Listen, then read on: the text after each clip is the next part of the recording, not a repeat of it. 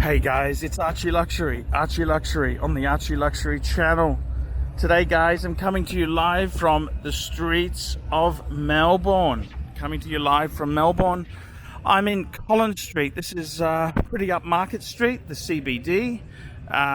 It's kind of the center of the city. And today I'm talking wristwatches. I'm coming to you live from, I'm going around Collins Street and we're talking brands. And this here today, I want to talk Tag Heuer. What's the go with Tag Heuer? Tag Heuer. It's a very, very interesting brand. This is the brand that many people had as their first watch. It's very, very, hipsterish. It fits in with the younger crowd. What's the story? What's the go? Tag Heuer. That's really quite interesting. That is interesting. It's very interesting. What's happened with Tag Heuer? Well, let's talk about it today on my channel. Let's talk about this. So guys, Tag Heuer, what's the go? Well, I've had a love-hate relationship with Tag Heuer. At one stage, I hated the brand, despised it completely. That's mainly because all the hipsters and aspirational young people were really into the brand. But now, I gotta be honest with you, I just dislike it. Look, Tag Heuer itself there. Look, I'm being a bit sarcastic and facetious. It's not terrible brand. It's not a terrible brand. I think Tag Heuer makes a reasonable watch. Yes, they use a lot of generic componentry, yeah, but it's all at a price point. I mean, let's be honest there, guys. If you're a 20-something male and you got a little bit of money, you want a decent watch, you go into the Rolex boutique, you're going to get sticker shock. For starters, they don't have any sports watches available. Waiting lists, limited supply. It's just a disaster. You want something, you want to put your credit card down and walk out with something now. So what do? You go and buy a Tag Heuer. That's what you do. Because for $2,500, you can get a Formula One with a GMT bezel. I mean, that's a pretty cool sort of piece to have. It looks like a Batman, smells like a Batman, and it's a fraction of the price. Okay, it's not a Batman. Okay, I get you. But guys, what is it with Tag Heuer? It's a brand that is really, it's quite hip. Tag Heuer is a very, very hip brand. It is very cool. It is a brand that brought many people into the hobby.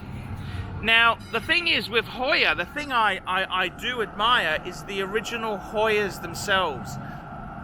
They were quite special pieces. There's the vintage pieces. I even had a Tag Heuer Monaco, which I unfortunately sold due to my need for a Daytona. Quick wristwatch check, Rolex Daytona. Look. I gotta say, the Monaco was a very sexy watch. First automatic, possibly first automatic. Let's not count the Japanese because we're brand snobs and we don't buy Japanese. But I mean, seriously, as far as it goes, they're a decent thing. They're a decent brand. They're not awful. But they're lacking in soul. Okay? The honest truth is, Tag Heuer, it's okay to start with one, but it's no fucking Rolex, man. The honest truth is, work fucking harder, and buy Rolex next time. That's the honest truth. Okay? That is the truth. You gotta work harder, and next time buy Rolex. Because there's no retained value with Tag Heuer. They're not terminal. You can get some of your money back, and there's always young and coming whippersnappers who want one. but it's nothing serious. I mean, the truth is they're not a serious collectible unless you're talking about the Heuer models. You know, I don't mind the Monaco, the Steve McQueen. How cool is that? The Steve McQueen Monaco, the Carreras, the reissued Carreras I love, Silverstone, the Octavias. I mean, that they are really, really cool watches, but the backbone is not good.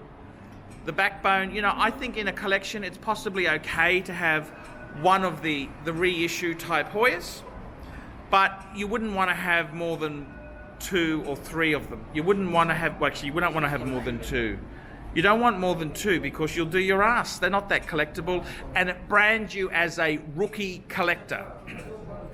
It's okay to have a tag Heuer there that your father gave you when you graduated high school. That's okay. It tells the story of your collecting progress. But you cannot seriously just have Heuers in there. You got to have Rolex. That's what you should be doing. Don't waste your time. These are toys. When you're in a man's world, toys are not the answer anymore. You have to buy Rolex. See, you can start off with toys. It's like a training bra, you know. It's not the full deal. It's not the full meal deal, fuckers. It's not the full meal deal. And I got to tell you this now: when you get a job and you work and you do everything, you got to get a real man's watch, which is Rolex. You got to get a man's watch. Heuer, you can have 1 or 2 in your collection. Okay, you can have one which was an early watch that was gifted to you, and you can have a Monaco or, you know, one of the classics. But you can't have more than that. Two is the absolute maximum. 2 is the maximum because it brands you as a rookie novice collector. And amongst our alpha male friends, we don't want to be the laughing stock of our alpha male friends. We've got to be cool and hip and happening and moving forward. We've got to drive the herd, not following behind. Okay? It's the ones who follow behind that the lions come and attack them and eat them. That's the reality. So I've got to be honest with you there. It's very, very important in this world that we live in that you realize you can't have more than 2 Heuers, tag Heuers. You have 2 max, and then you add Rolex. That's the truth. Not a terrible brand. Don't hate them. I like them. They get many people into the hobby. I love them for that. I respect it. I respect it for what it's done for the hobby. It's brought so many people in. But let's be honest there, guys. You got to get Rolex. You got to get man stuff. Eventually you got to stop playing with toys and become a real man. You got to become a real man, and you got to get Rolex. That's you can play with toys for a while, but then you've got to eventually you got to man up. So honestly, I got to tell you the truth, guys. Walk away from them. Walk away. That's what you should do, is walk away, because it's for boys. You got to be a man. You got to be a man, not a boy forever. So it's hard for me to say it. I like the brand. I got a lot of respect for it. But eventually, guys, walk away, okay? You got to man up, walk away. You know, I got to be honest with you there. They are a very cool, very hip happening brand, and it's okay. It's a good starting point. It's Swiss. It's you know, they got some resale value, not a lot, but they got some. But eventually, guys, you've got to walk away from the toys, and you have to go with the man stuff. Go Rolex. That's where you need to be, guys. But it's a good starting point. It gets you into the hobby. It's cool. It's hip. It's happening. Yeah. Early 20s. It's okay. It's an early 20s. Okay. It's okay. So, guys, I'm Paul Pluta. This has been a review of talking about tag Heuer. Investment potential. What do I think? What do I think of Heuer?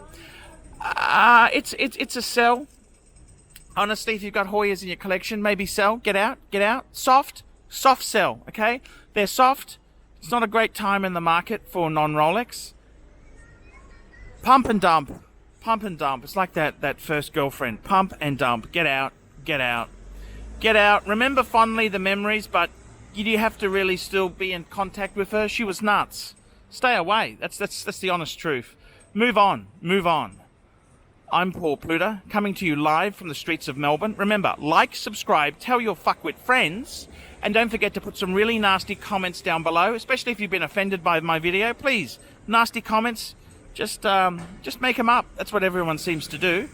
I'm Paul Pluta. Tell me what you fuckers think of that.